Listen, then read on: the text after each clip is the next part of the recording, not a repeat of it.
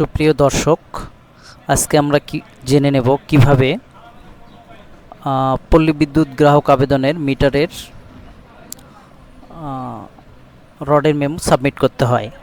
প্রথমেই house wiring নিশ্চিতের গিয়ে tracking নাম্বারটি দিতে হবে। এরপরে আপনার পিন নাম্বারটি কপি করে পেস্ট করতে হবে, তারপর সাবমিট বাটনে ক্লিক করতে হবে। এরপর আমাদের হাউস ওয়ারিং সম্পন্ন হয়েছে, এখানে ক্লিক করতে হবে। এখানে গ্রাউন্ড রডের মেমো অর্থাৎ রডের সিরিয়াল যে নাম্বারটি সেটি প্রবেশ করাতে হবে। আপনারা এটি রডের মেমো দেখে সেখান থেকে নাম্বারটি কালেক্ট করে এখানে নাম্বারটি বসিয়ে দেবে। আমি এটা দেখে নিচ্ছি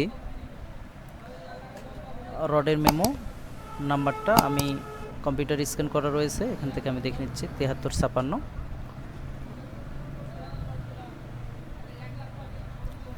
এরপরে বাড়ির অবস্থান সম্পর্কিত মন্তব্য বাংলায় কোনো একটা লিখে দিলে হবে, যেমন হাউস ওয়ারিংটি সম্পূর্ণ রয়েছে, এর কোনো সমস্যা নেই, সম্পূর্ণ সঠিকভাবে রয়েছে, এভাবে আপনারা লিখতে পারেন। আমি আমার মতো করে লিখেছি।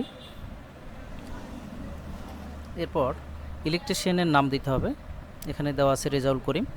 ইলেকট্রিশিয়ানের ফোন নাম্বারটি আপনারা ওয়ারিং রিপোর্টে পেয়ে যাবেন, ওখান থেকে আপনারা লিখে নেবেন। এখানে বাড়ির ছাদের খালি জায়গায় পরিমাণ যে কোনো একটা অ্যামাউন্ট লিখে দিলেই হবে, যেহেতু এখানে ছাদ দেওয়া বাড়ি নয়।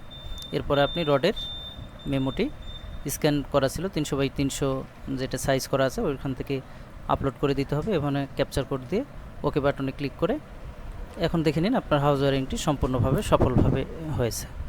এই আপনার হাউস ওয়ারিং কাজটি সম্পূর্ণ হয়ে গেল।